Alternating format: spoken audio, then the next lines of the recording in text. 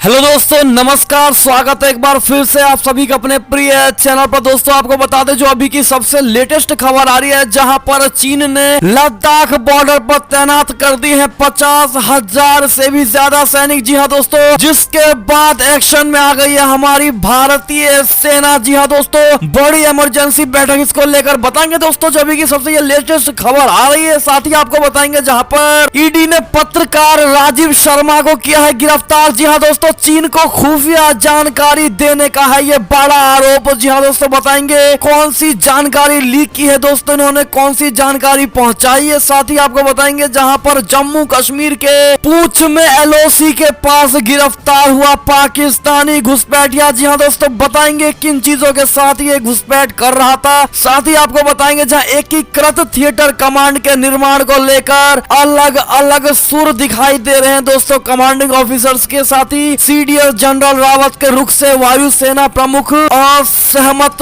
होते हुए नजर आए हैं दोस्तों, इसकी भी जानकारी देंगे आपको। साथ ही बताएंगे जहां पर अफगानिस्तान से अमेरिकी सैनिकों की वापसी पर एयरबेस पर मची है बड़ी लूट। जी हां दोस्तों, बड़ी खबर आ रही है ये भी। साथ ही आपको बताएंगे इससे जुड़ी, जहां पर जो बाइडेन प्रशासन ने म्यांमार के अधिकारियों पर लगाया है प्रतिबंध। जी हां दोस्तों, क्या है बड़ा कारण, उससे आगे आपको बताएंगे दोस्तों। जहां पर बीजेपी ने उत्तर प्रदेश में फिर से फहराया है परचम। जी हाँ दोस्तों, इससे भी जुड़ी बड़ी खबरें आ रही है। साथ ही आपको बताएंगे जो ओवैसी को लेकर बड़े सपने देखे जा रहे हैं दोस्तों उत्तर प्रदेश के विधानसभा चुनाव को लेकर। बताएंगे किस मंत्री ने ये बात कही है दोस्तों, किस नेता ने ये बात कहा है कि असदुद्दीन ओवैसी बन सकते हैं उत्तर प्रदेश के मुख्यमंत्री। बड़ा सपना असदुद्दीन ओवैसी को लेकर देखा जा रहा है दोस्तों। ऐसे में आपको इनके सपने को तोड़ते हुए सारी खबरें बताएंगे दोस्तों, और अंत तक बने रहिएगा इस खबर के। और आगे बढ़ने से पहले अगर आप भी मानते हैं कि हमारी भारतीय सेना दुनिया की सबसे अव्वल सेना है दोस्तों, और मोदी जी तो हर चीज संभव है। साथ ही कोरोना काल में डॉक्टर ही भारत के लिए सबसे बड़े रक्षक है दोस्तों। और उत्तर प्रदेश विधानसभा 2022 चुनाव में योगी जी ही होने वाले हैं मुख्यमंत्री। तो फटाफट से इस वीडियो को भी कर दीजिए लाइक, चैनल को कर दीजिए सब्सक्राइब, बेल आइकन दबाइए। साथ ही कमेंट बॉक्स में लिख दीजिएगा जय हिंद। जी हाँ दोस्तों, तो चलते हैं पहली और सबसे बड़ी खबर की तरफ, जहां पर चीन ने लद्दाख बॉर्डर पर तैनात किए हैं 50,000 सैनिक,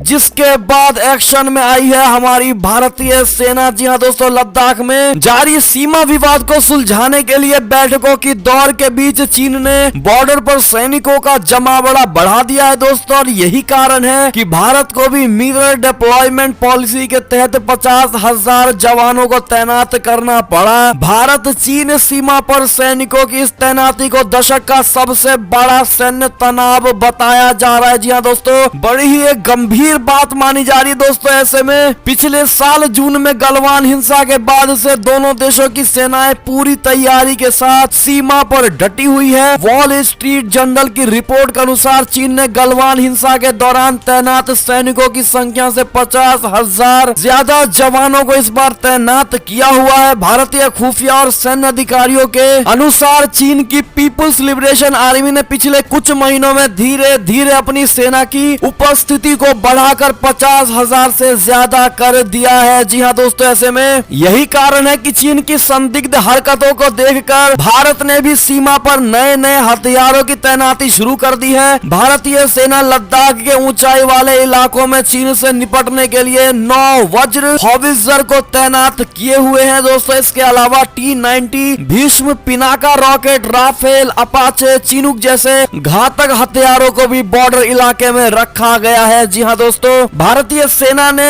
रूस में बने लाइट वेट स्प्रूट SD टैंक को खरीदने पर विचार कर रही है दोस्तों। और इतना ही नहीं, इजराइल से खरीदे गए 4 हेरॉन TP ड्रोन को भी LAC से LOC तक की निगरानी के लिए तैनात किया जाएगा। जी हाँ दोस्तों, ऐसे में जिस प्रकार से 50,000 सैनिकों को चाइना ने बॉर्डर पर तैनात किया है दोस्तों, ऐसे में पूरा भारत में माहौल गर्माता हुआ नजर आ रहा है दोस्तों। और सबका ध्यान इसी LAC बॉर्डर पर पहुंच गया है दोस्तों। और भारत की हमारी मोदी सरकार कोई ना कोई बड़ा कदम जरूर उठाएगी दोस्तों इस चाइना के खिलाफ। जिस प्रकार से चाइना ये बड़ा कदम उठा करके भारत पर कभी भी आक्रमण करवा सकती है दोस्तों। ऐसे में आपकी क्या राय होने वाली है, और आप भारत सरकार से क्या निवेदन करना चाहेंगे दोस्तों इसको लेकर, अपनी भारतीय सेनाओं को लेकर कमेंट में राय अवश्य दीजिएगा दोस्तों। बढ़ता अगली खबर की तरफ, जहां पर ईडी ने पत्रकार राजीव शर्मा को गिरफ्तार कर लिया है दोस्तों। चीन को खुफिया जानकारी देने का है इन पर बड़ा आरोप। बता दें प्रवर्तन निदेशालय यानी ईडी ने शनिवार को कहा है कि उसने चीनी खुफिया अधिकारियों को संवेदनशील जानकारी कथित तौर पर लीक करने से जुड़े धन शोधन मामले की जांच के सिलसिले में दिल्ली के एक स्वतंत्र पत्रकार को गिरफ्तार किया है। स्वतंत्र पत्रकार राजीव शर्मा को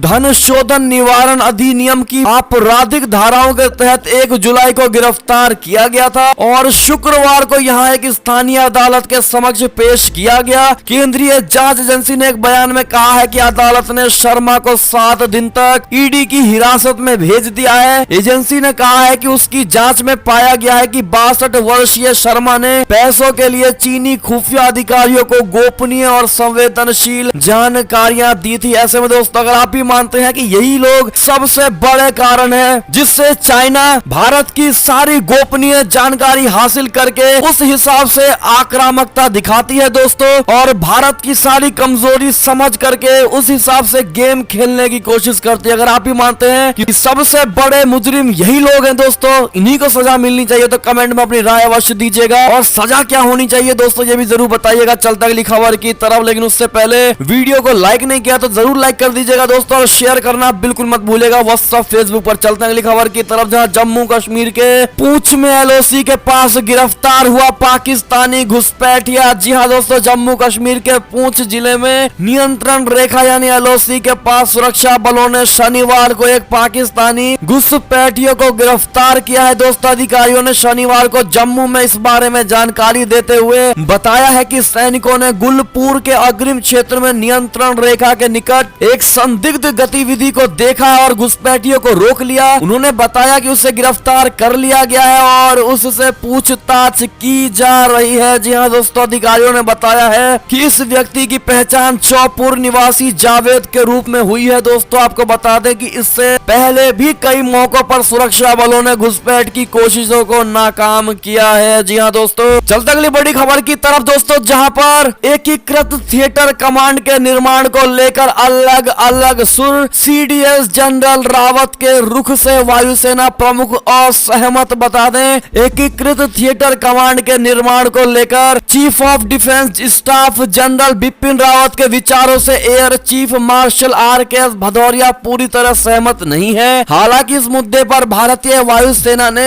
मीडिया की बहस में शामिल होने से इनकार कर दिया है, लेकिन इसके वायुसेना प्रमुख भदौरिया ने स्पष्ट कर दिया है कि वायुसेना थिएटर कमांड के निर्माण के समर्थन में है दोस्तों, लेकिन इसे सही तरीके से किया जाना चाहिए। भदौरिया ने सीडीएस की उस टिप्पणी से भी असहमति जताई है जिसमें भारतीय वायुसेना की तुलना सेना के लड़ाकू सहायक हथियारों जैसे इंजीनियर्स और आर्टिलरी से की गई थी। जी हाँ दोस्तों, इस पर आपकी क्या प्रतिक्रिया होगी कमेंट अवश्य करिएगा दोस्तों। चलते अगली खबर की ओर, जहां पर चीन चिल्ला रहे इमरान खान को पाकिस्तानी सेना की 2 टुक, कहा अमेरिका से भी बनाओ अच्छे संबंध। जी हाँ दोस्तों, पाकिस्तान के प्रधानमंत्री इन दिनों हर बात में चीन का पक्ष लेते दिखाई दे रहे हैं दोस्तों। इमरान का चीन प्रेम इतना बढ़ गया है कि वे खुलेआम अमेरिका की बेइज्जती तक कर रहे हैं दोस्तों। कुछ दिनों पहले उन्होंने पाकिस्तान में अमेरिका को एयरबेस दिए जाने के सवाल पर बिल्कुल नहीं बोलकर बवाल खड़ा कर दिया था दोस्तों, और अब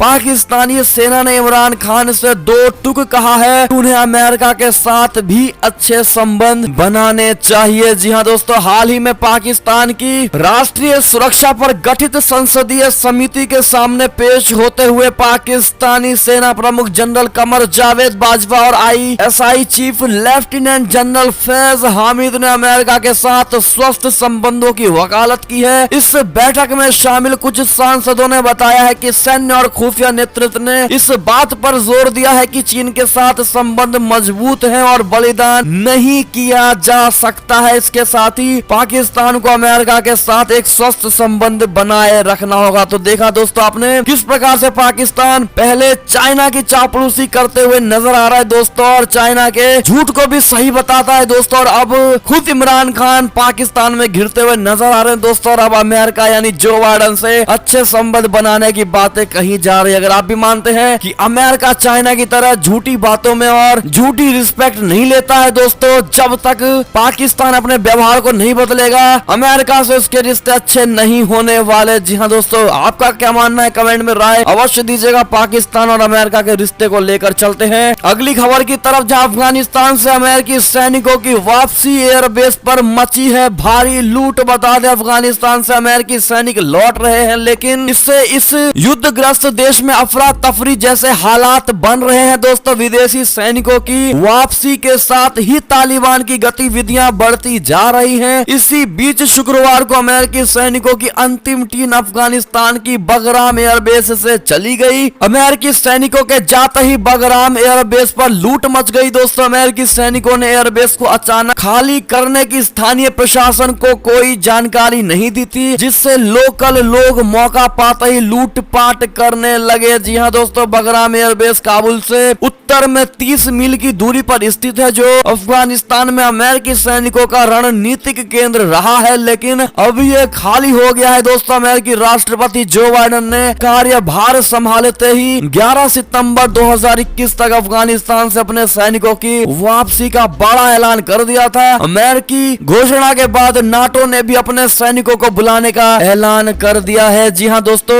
ऐसे में अमेरिकी सेनाओं के अफगानिस्तान से वापसी को लेकर आपकी क्या प्रतिक्रिया है? दोस्तों आप क्या अपना मत देना चाहेंगे? ऐसे में क्या अमेरिका ने ये सही किया है या कहीं ना कहीं और देशों को भी मिलकर अपने सैनिकों को अफगानिस्तान में देना चाहिए? दोस्तों क्या कहते हैं आप लोग बताइएगा जरूर। चलते अगली बड़ी खबर की तरफ, जहां पर म्यांमार में लोकतंत्र के समर्थकों का बड़ा प्रदर्शन, हलिंग के जन्मदिन पर पढ़े अंतिम संस्कार के संदेश। जी हां दोस्तों, म्यांमार में सेना द्वारा 5 महीनों पहले किए गए तख्ता पलट के बाद से देश में लोकतंत्र के समर्थकों का प्रदर्शन लगातार जारी है। शनिवार को प्रदर्शनकारियों ने जुंटा के शासक मिन आंग हलिंग के विरोध में प्रदर्शन करते हुए नकली ताबूत और पुतले जलाए। प्रदर्शनकारियों का कहना है कि उनसे देश में अराजकता पैदा की हुई है। जी हां दोस्तों, आपको बता दें कि शनिवार को प्रदर्शन के दौरान वहां मौजूद लोगों ने पोस्टर अपने हाथों में लिए हुए थे, जिनमें हलिंग के लिए लिखा हुआ था कि तुम्हारा जन्मदिन और मृत्यु दिन समान हो, तुम कभी शांति से ना रहो। वहां मौजूद लोग इस तरह अंतिम संस्कार के संदेश पढ़ रहे थे। जी हाँ दोस्तों, अगर आप भी मानते हैं कि अगर कोई लोकतंत्र के खिलाफी करे तो उसको इसी प्रकार से प्रोटेस्ट होना चाहिए दोस्तों, तो राय अवश्य दीजिएगा। बढ़ता अगली खबर की तरफ, जहां पर अमेरिका के जो बाइडेन की बड़ी सख्ती, जो बाइडेन प्रशासन ने म्यांमार के अधिकारियों पर लगाया है प्रतिबंध। बता दें अमेरिका के जो बाइडेन प्रशासन ने म्यांमार में तख्ता पलट के बाद लोकतंत्र समर्थक प्रदर्शनकारियों पर सरकार की कार्यवाही के कारण शुक्रवार को 22 वरिष्ठ अधिकारियों और उनके परिवार के सदस्यों पर पाबंदी लगा दी है। जी हां दोस्तों, बढ़ते अगली खबर की ओर, जहां पर तालिबान ने लागू किया इस्लामी कानून, महिलाओं पर थोपी पाबंदियां और पुरुषों को दाढ़ी बढ़ाने का हुक्म दिया है। जी हां दोस्तों, अमेरिकी सेना के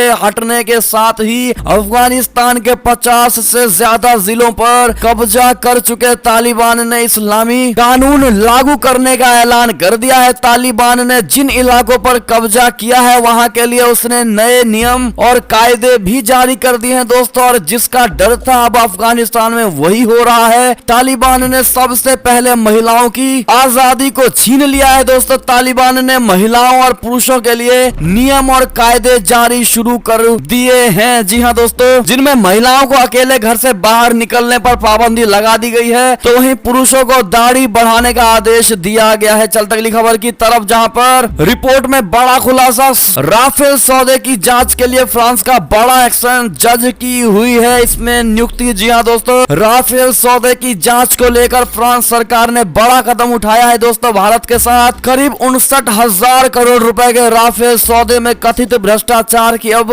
फ्रांस में न्यायिक जांच होगी और इसके एक फ्रांसीसी जज को नियुक्त किया गया है। एक फ्रांसीसी ऑनलाइन जनरल मीडिया पार्ट की एक रिपोर्ट ने यह जानकारी दी है। मीडिया पार्ट ने कहा है कि 2016 में हुई इस इंटर गवर्नमेंट डील की अत्यधिक संवेदनशील जांच औपचारिक रूप से 14 जून को शुरू की गई थी। इसमें कहा गया है कि शुक्रवार को फ्रांसीसी लोक अभियोजन सेवाओं की वित्तीय अपराध शाखा द्वारा इस बात की पुष्टि की गई है। जी हाँ दोस्तों, इस पर आपकी क्या प्रतिक्रिया होगी कमेंट जरूर करिएगा दोस्तों। अगली खबर की बात करें ऐसे में, तो दरभंगा स्टेशन बम विस्फोट से जुड़ी अभी की जो बड़ी खबर आ रही है, जहां नासिर ने पाकिस्तान में केमिकल बम बनाने की ट्रेनिंग ली थी दोस्तों, करोड़ों रुपए मिले वहां से और एनआईए ने किया है इसका बड़ा खुलासा। बता दें, बिहार के दरभंगा स्टेशन पर हुए पार्सल विस्फोट मामले के तार पाकिस्तान से जुड़ते हुए नजर आए हैं दोस्तों। हैदराबाद से गिरफ्तार किए गए इमरान और नासिर मलिक ने कई अहम खुलासे किए हैं। गिरफ्तार दोनों सगे भाइयों से पूछताछ में एएनआई को कई सुराग मिले हैं। सूत्रों के अनुसार पूछताछ में यह खुलासा हुआ है कि मोहम्मद नासिर ने पाकिस्तान में केमिकल बम बनाने की ट्रेनिंग ली थी। इसके साथ ही पाकिस्तान से हवाला के जरिए पैसे दिए गए थे और धमाके के बाद उसे करोड़ों रुपए मिलने वाले थे। जी हाँ दोस्तों, सूत्रों के अनुसार पाकिस्तान से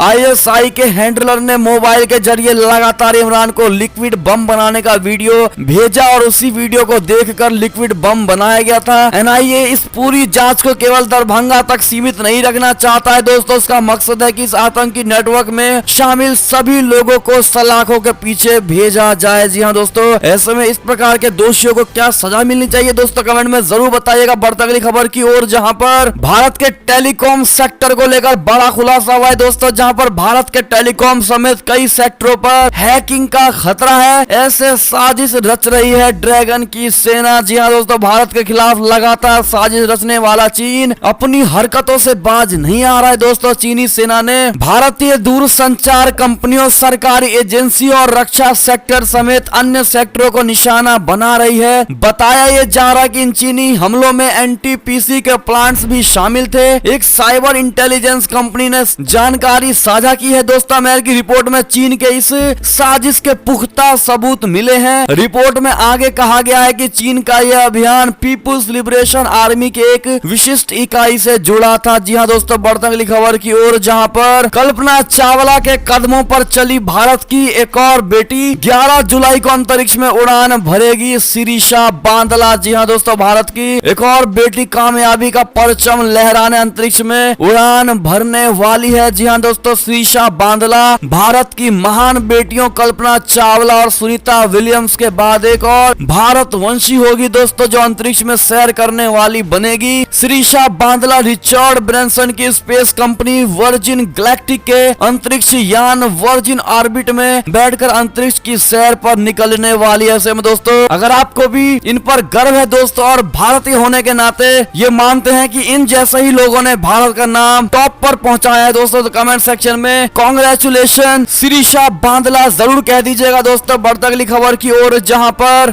WHO प्रमुख का डेल्टा वेरिएंट को लेकर बड़ी खबर, जहां दुनिया कोविड-19 महामारी के बहुत खतरनाक दौर में पहुंच चुकी है। जी हां दोस्तों, ऐसे में आप सभी से निवेदन, अपना ख्याल रखिएगा दोस्तों और पूरी सिक्योरिटी के साथ बाहर निकलिएगा या कहीं भी रहिएगा। जी हां दोस्तों, चलते अगली खबर की ओर, जहां पर बीजेपी ने उत्तर प्रदेश में फहराया फिर से परचम, 75 में से 65 सीटें जीती है। जी हां दोस्तों, बता दें उत्तर प्रदेश में संपन्न हुए जिला पंचायत अध्यक्षों के चुनाव यानी डिस्ट्रिक्ट पंचायत इलेक्शन 2021 में बीजेपी ने बड़ी कामयाबी हासिल की है दोस्तों। बीजेपी ने राज्य में बाकी दलों का सुपड़ा साफ करते हुए 75 में से 65 जिलों में जिला पंचायत अध्यक्ष के पद जीत लिए हैं। जी हां दोस्तों, चुनावी नतीजों के मुताबिक इन पंचायत चुनावों में बीजेपी सबसे बड़ी पार्टी बनकर उभरी है दोस्तों। वो 65 जिलों में अपने अध्यक्ष बनवाने में कामयाब रही है। समाजवादी पार्टी केवल 6 जिलों में ही अपनी जीत दर्ज करवा पाई है दोस्तों, जबकि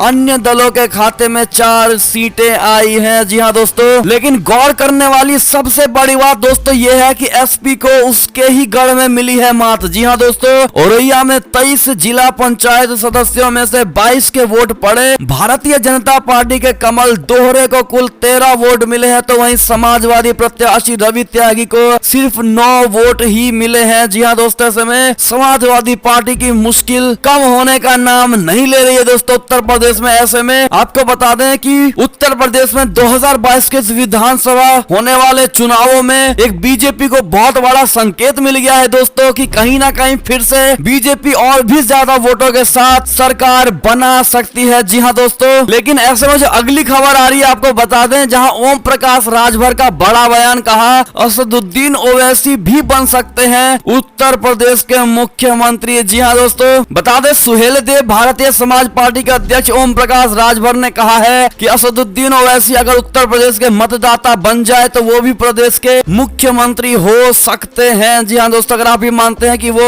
हो सकते हैं, उत्तर प्रदेश के समय में कभी नहीं आने वाला और मुख्यमंत्री होंगे सिर्फ और सिर्फ योगी आदित्यनाथ जी, तो कमेंट सेक्शन में आपके क्या विचार होंगे दोस्तों, कौन बनना चाहिए, कमेंट में राय अवश्य दीजिएगा दोस्तों। इस खबर के लिए तो जरूर कमेंट करिएगा। चलते अगली खबर की तरफ, जहां पर सीएम योगी आदित्यनाथ का बयान आया है दोस्तों, जहां पंचायत अध्यक्ष चुनाव के नतीजों जैसे ही होंगे विधानसभा चुनाव के भी नतीजे। जी हाँ दोस्तों, बड़ी बात कह दी है इन्होंने। उत्तर प्रदेश के मुख्यमंत्री योगी आदित्यनाथ आज तक से बात करते हुए उन्होंने कहा कि अगले साल के विधानसभा चुनाव के नतीजे भी जिला पंचायत अध्यक्ष चुनाव के नतीजों के जैसे ही होंगे और इससे बढ़कर ही होंगे। सीएम योगी ने कहा कि 4 साल के काम को जनता ने स्वीकार किया है। क्या कहते हैं दोस्तों आप लोग, कमेंट जरूर करिएगा। साथ ही अगली खबर की बात करें तो पुष्कर सिंह धामी होंगे उत्तराखंड के नए सीएम, सरकार बनाने का दावा पेश कर दिया गया है दोस्तों। आज होगा उनका शपथ ग्रहण। ऐसे में आप भी कांग्रेचुलेशन पुष्कर सिंह धामी जरूर कह दीजिएगा दोस्तों। चलते अगली खबर की ओर, जहां पर दिल्ली एनसीआर में फिर बदला मौसम, धूल भरी आंधी के बाद हुई कल तेज